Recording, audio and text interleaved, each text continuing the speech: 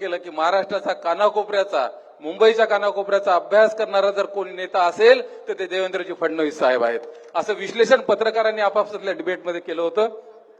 ज्या मुख्यमंत्री साहेबांनी हिंगोलीचा चेहरा मारा बदलला, रस्त्याच्या अगदी दर्जेदार कामं या शहरामध्ये झाली, पाणी पुरवठ्याची योजना झाली आणि भविष्यामध्ये सुद्धा भरभरून ते हिंगोली शहराला देणार आहेत, असे महाराष्ट्र राज्याचे मुख्यमंत्री सन्माननीय देवाभाऊ यांना मी विनंती करतो की त्यांनी या सभेला मार्गदर्शन करावं. एकदा कमळ हातात घेऊन आपण घोषणा द्यायची, भारतीय जनता पक्षाचा, भारतीय जनता पक्षाचा. भारत माता की, भारत माता की, छत्रपती शिवाजी महाराज की, धर्मवीर छत्रपती संभाजी महाराज की. हिंदवी स्वराज्याचे सरसंस्थापक छत्रपती शिवरायांना मानाचा मुजरा करतो. भारतीय राज्यघटनेचे शिल्पकार भारतरत्न डॉक्टर बाबासाहेब आंबेडकर यांना मानवंदना अर्पित करतो. आज या ठिकाणी हिंगोली, वसमत आणि कळमनुरी या तीनही नगरपालिकेच्या निवडणुकीच्या प्रचाराच्या निमित्ताने होत असलेल्या या सभेमध्ये मंचावर उपस्थित असलेले मराठवाड्याचे भूमिपुत्र माजी मुख्यमंत्री खासदार अशोकराव चव्हाणजी, माझ्या सहकारी राज्यमंत्री मेघनाताई बोर्डीकर, आपल्या हिंगोलीचे अत्यंत कार्यक्षम, ज्यांचा मी नेहमी उल्लेख कार्यसम्राट आमदार म्हणून करतो, असे तानाजीराव मुटकुळे, माजी आमदार गजानन भाऊ घुगे, रामरावजी वडकुते, माजी नगराध्यक्ष बाबारावजी बांगर, हिंगोली नगरपालिकेच्या आपल्या अध्यक्षपदाच्या उमेदवार श्रीमती नीताताई बाबाराव बांगर, कळमनुरीचे आपल्या उमेदवार श्रीमती वैशालीताई संजय कावडे आणि वसमतचे आपले उमेदवार श्रीमती सुषमा शिवदास बोडेवार, या ठिकाणी मंचावर उपस्थित श्री उमेश नागरे, श्री फुलाजी शिंदे, श्री रवींद्र सोनी, गुरुपादेश्वर महाराज, रमेश बगडिया, कांता गुडेवार, अशोक शर्मा, रजनीश पुरोहित, प्रशांत सोनी, के शिंदे, नारायण खेडकर, सुनील देवडा, पवन उपाध्याय, मिलिंद यंबल, सुनील भुक्तर, दिवाकरराव माने, मंचावरील सर्व मान्यवर आणि उपस्थित सर्व माझ्या माता भगिनी आणि बंधूंनो, आपल्या सर्वांना कल्पना आहे काल 26 नोव्हेंबर होता. 26 नोव्हेंबर म्हणजे संविधान दिवस. 26 नोव्हेंबर 1949 रोजी भारताच्या संविधान सभेने भारतरत्न डॉक्टर बाबासाहेब आंबेडकरांनी जे संविधान लिहिलं, ते स्वीकारलं, ते अंगीकारलं आणि ते भारताला अर्पण केलं आणि 26 जानेवारी 1950 ला संपूर्ण भारतामध्ये ते लागू केलं. आणि म्हणून 26 नोव्हेंबरचा दिवस हा याकरता महत्वाचा आहे की त्या दिवशी आपल्या संविधानाने आपल्या देशाला लोकशाही दिली आणि या लोकशाहीने या देशात एक समतेचं आणि प्रगतीचं राज्य आणलं. या लोकशाहीने सगळ्यात महत्वाचं जर काही काम केलं असेल तर आपल्यापैकी प्रत्येकाला एका मताचा अधिकार दिला. टाटा बिर्ला असो की गरीबातला गरीब असो, प्रत्येकाला एक मत देण्याचा अधिकार या लोकशाहीमध्ये आपल्या संविधानाने दिला आणि आपल्यावर जबाबदारी टाकली. दर 5 वर्षांनी देश कोणी चालवायचा आपण ठरवतो. दर 5 वर्षांनी राज्य कोणी चालवायचं आपण ठरवतो. दर 5 वर्षांनी जिल्हा कोणी चालवायचा आपण ठरवतो. दर 5 वर्षांनी शहर कोणी चालवायचं हे देखील आपण ठरवतो. त्यामुळे आपलं भाग्य, आपलं भविष्य, आपलं भवितव्य हे या संविधानाने आपल्याच हातामध्ये दिलं आणि आपल्याला सांगितलं की तुम्हाला हा अधिकार आम्ही देतोय, तुम्ही योग्य नेते निवडा आणि योग्य प्रकारे प्रशासनाचं संचालन करा. खरं तर एक फार मोठा बदल या संविधानाच्या माध्यमातून झाला. शेकडो वर्षापर्यंत आपल्या देशामध्ये राजा हा राणीच्या पोटातून पैदा व्हायचा. राणी ज्याला जन्म द्यायची तो राजा व्हायचा. पण या संविधानाने सांगितलं राणीच्या पोटातून राजा पैदा होणार नाही, मताच्या पेटीतून राजा पैदा होईल. लोक ज्याला मतदान करतील तो खऱ्या अर्थानं राजा होईल. आणि म्हणूनच ही निवडणूक साधी निवडणूक नाहीये. अनेक लोक या ठिकाणी आमिष देतात, अनेक लोक निवडणुकीच्या काळामध्ये वेगवेगळ्या गोष्टी करतात. पण आपण मात्र मत देताना हे लक्षात ठेवलं पाहिजे की पुढच्या 5 वर्षाचा कारभार आपण कोणाच्या तरी हातात देतो आहोत. आपण बघा, या देशामध्ये स्वातंत्र्यानंतर आपण असं म्हणायचो की गावाचा विकास झाला तर देशाचा विकास होईल, आणि ते सत्यही होतं. भारत हा गावांमध्ये राहतो, त्यामुळे गावाचा विकास झाला तर देशाचा विकास होईल.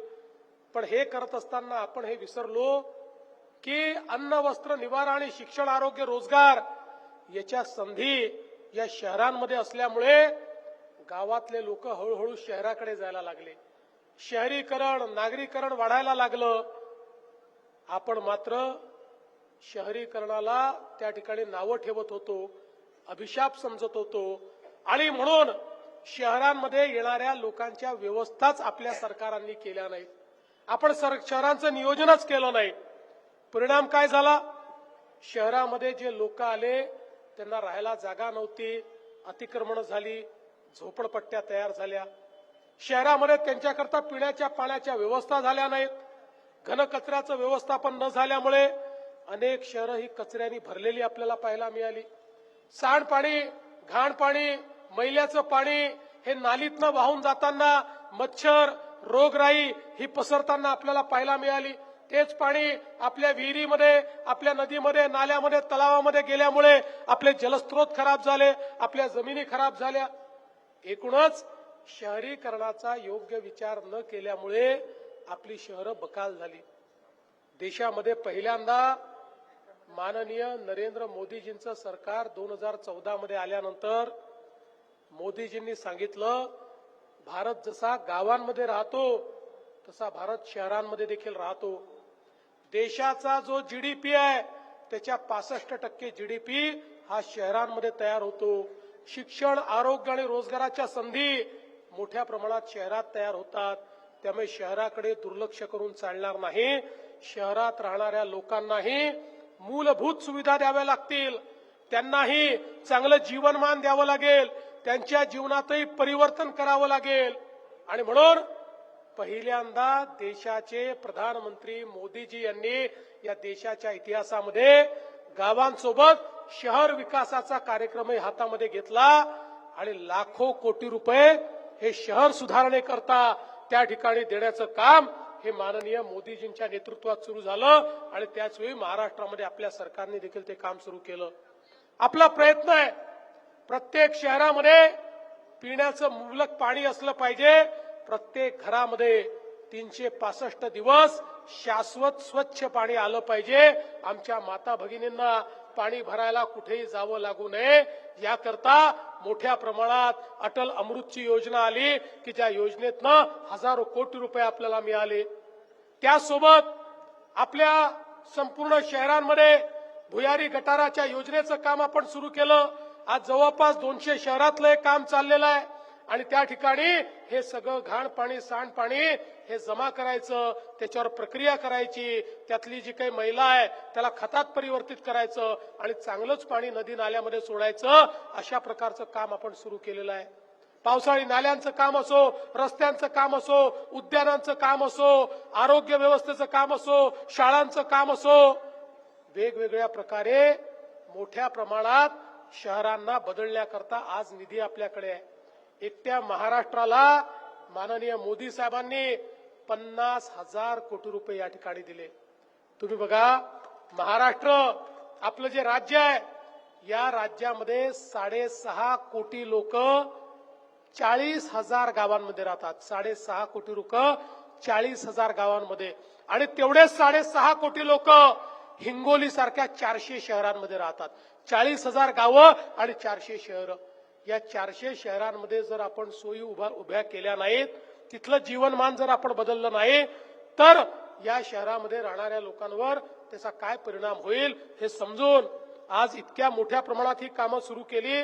आणि मला आनंद आहे की मागच्या काळात आपण हिंगोलीमध्ये भारतीय जनता पक्षाचा नगराध्यक्ष बनवला, आपण आमच्या तानाजीराव सारखा एक चांगला आमदार दिला, आणि मोठ्या प्रमाणात या हिंगोलीला त्या काळामध्ये मी केंद्र सरकार आणि राज्य सरकारच्या माध्यमातून निधी दिला. ड्रेनेजचं काम असेल त्याला 70 कोटी रुपये दिले, नवीन इमारतीला 11 कोटी, नगर परिषदेच्या पंचायत समितीच्या इमारतीला 12 कोटी रुपये दिले. शहराच्या रस्त्यांच्या 2 टप्प्यांमध्ये जे पैसे दिलेत आणि जे देऊ घेतलेले आहेत 215 कोटी रुपये आपण त्या ठिकाणी दिले. आणि एवढंच नाही तर तानाजीरावांच्या माध्यमातून मग ते शिवाजीराव देशमुख आपलं सभागृह असेल, स्वर्गीय गोपीनाथराव मुंडे शेतकरी भवन असेल, भगवान बाबा उद्यान असेल, महेश उद्यान असेल, अग्रसेन उद्यान असेल, अशी अनेक कामं ही तानाजीरावांनी या ठिकाणी केली आणि मोठ्या प्रमाणात निधी आपण उपलब्ध करून दिला.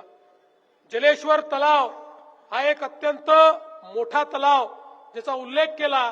हैदराबादच्या धर्तीवर त्या ठिकाणीचा टँक बंड आहे हैदराबादमध्ये, तसा तो तलाव करण्याची या ठिकाणी तानाजीरावची इच्छा होती. त्याकरताही 25 कोटी रुपये आपण पहिल्या टप्प्यामध्ये दिले आहेत. त्याचं काम देखील चालू आहे. आणि मी हेही आश्वस्त करतो, मला तानाजीरावांनी विनंती केली होती की याचं काम करताना त्या ठिकाणी काही अतिक्रमणं होती ती काढावी लागली. ज्यांची अतिक्रमणं निघालेली आहेत त्यांचं पूर्ण पुनर्वसन केल्याशिवाय आपण राहणार नाही. मला हे सांगितलं पाहिजे की मोदीजींनी आपल्याला सांगितलं, शहरामध्ये जो बेघर आहे आणि शहरामध्ये जो अतिक्रमण करून बसलेला आहे, जो झोपडपट्टीमध्ये राहतोय, अशा प्रत्येकाला तुम्ही घर द्या. आणि म्हणून नुकतंच आपल्या सरकारने 2 नवीन शासन निर्णय केले आणि या शासन निर्णयाच्या माध्यमातून अतिक्रमित जमिनीवर बसलेले जे लोक आहेत त्यांचं अतिक्रमणही आपण नियमाकुल करणार आहोत. आणि त्यासोबत त्यांना 2.5 लाख रुपये घर बांधण्याकरता देखील आपण प्रधानमंत्री आवास योजनेमध्ये देणार आहोत. जो झोपडीमध्ये आहे त्यालाही 2.5 लाख रुपये हे या ठिकाणी कच्च्या घरातनं पक्क्या घरामध्ये येण्याकरता प्रधानमंत्री आवास योजनेच्या माध्यमातून, नगरपालिकेच्या माध्यमातून आपण देण्याचा निर्णय केलेला आहे. आज या ठिकाणी वेगवेगळ्या प्रकारची जी कामं झाली आहेत, मग छत्रपती शिवाजी महाराज पुतळा ते अकोला बायपास जो आहे त्याच्या सुधारणेसाठी 80 कोटी रुपये आपल्याकडे आले आहेत. या ठिकाणी रेल्वे उड्डाण पुलाकरता 44 कोटी रुपये, वाडी पाणी पुरवठा योजना 84 कोटी रुपये त्याचं भूमिपूजन आपण केलं आहे. हिंगोली रेल्वे स्थानकाचा विकास आपण या ठिकाणी केलेला आहे. अनेक कामं मला या ठिकाणी सांगता येतील, पण त्यासोबत काही कामं अजून आपल्याला करायची आहेत. सातत्याने तानाजीराव त्याचा पाठपुरावा करत असतात. सिद्धेश्वर धरणावरनं नवीन योजना आपल्याला करायची आहे. जी योजना आहे त्याला सौर योजनेमध्ये त्याचं विजेचं बिल आपल्याला परवडत नाही, त्यामुळे संपूर्ण सौर ऊर्जेवर आपल्याला त्याला न्यायचं आहे. तिसऱ्या टप्प्याचे रस्त्यांचे 77 कोटी रुपये, नवीन व्यापारी संकुल आपल्याला उभारायचं आहे. वेगवेगळी ही जी कामं या ठिकाणी आपण संकल्पित केली आहे. मी तुम्हाला आश्वस्त करण्याकरता आलो आहे की आपण या निवडणुकीमध्ये नगरपालिकेमध्ये नीताताई बाबाराव बांगर यांना निवडून आणल्यानंतर ही सगळी कामं करून देण्याचं वचन मी तुम्हाला या ठिकाणी देतोय. मी हे वचन देण्याकरता या ठिकाणी आलो आहे. बंधू भगिनींनो, आपण बघा, आमचा कारभार आपण आजपर्यंत बघितलेला आहे. आम्ही जे बोलतो ते करतो. आम्ही केवळ भाषण देऊन जाणारे लोक नाही आहोत. आपल्याला माहिती आहे, मागच्या काळामध्ये 1 वर्षापूर्वी आपल्या सगळ्यांच्या आशीर्वादाने न भूतो असा दणदणीत विजय विधानसभेमध्ये आपल्याला प्राप्त झाला. विधानसभेचा विजय प्राप्त झाल्याबरोबर त्या ठिकाणी अनेकांनी बोलणं सुरू केलं, अरे भाजपच्या आणि महायुतीच्या एवढ्या जागा आल्या, आता हे काय करणार? तर म्हणाले, आता हे लाडक्या बहिणीची योजना बंद करणार. 1 वर्ष झालं योजना सुरूच आहे आणि सगळ्या लाडक्या बहिणींना सांगतो, जोपर्यंत तुमचा देवाभाऊ मुख्यमंत्री आहे, लाडकी बहीण योजना सुरूच राहील, ती कोणी बंद करू शकत नाही. पण लाडकी बहीण योजना करून आम्हाला थांबायचं नाही आहे. मी नीताताई तुम्हाला सांगतो, वैशालीताई आणि सुषमाताई तुम्हालाही सांगतो, तुम्ही निवडून येणार आहात, तुम्हाला या ठिकाणी जनतेचा आशीर्वाद मिळणार आहे. आता लाडक्या बहिणीपुरतं मर्यादित न राहता माझ्या सगळ्या लाडक्या बहिणींना तुम्हाला लखपती दीदीमध्ये परिवर्तित करायचं आहे. आता माझ्या बहिणी या केवळ लाडक्या बहिणी नाही तर लखपती दीदी झाल्या पाहिजे. मोदीजींनी आपल्याला लखपती दीदीचा मंत्र दिला. महाराष्ट्रामध्ये यावर्षी एकूण 50 लाख लखपती दीदी होत आहेत. आम्हाला 1 कोटी लखपती दीदी करायच्या आहेत आणि आपल्या हिंगोली मधल्याही आमच्या बहिणी या लखपती दीदी झाल्या पाहिजेत. याकरता खऱ्या अर्थानं पुढच्या काळामध्ये आपल्याला लक्ष घालायचं आहे. आम्ही त्या काळामध्ये शेतकऱ्यांना मोफत वीज दिली. लोक म्हणाले इलेक्शन पर्यंत देतील, नंतर देणार नाही. आम्ही मोफत वीज दिली आहे. 5 वर्ष पूर्ण मोफत वीज देणार आहोत आणि आमचं सोलरचं काम पूर्ण झाल्यानंतर 24 तास तुम्हाला ती वीज मिळणार आहे. दिवसा 12 तासाची वीज देखील शेतकऱ्यांना आम्ही देणार आहोत. आज आपण पाहतोय शेतकऱ्यांवर संकट आल्यानंतर 32,000 कोटी रुपये आपण शेतकऱ्यांकरता या ठिकाणी दिले. समाजातल्या प्रत्येक वर्गाचं कल्याण झालं पाहिजे अशा प्रकारचा आपला प्रयत्न आहे. आज आमच्या हिंगोलीच्या संदर्भात मागच्या काळामध्ये इथला आपण जो काही बॅकलॉग आहे तो कॅल्क्युलेट केला.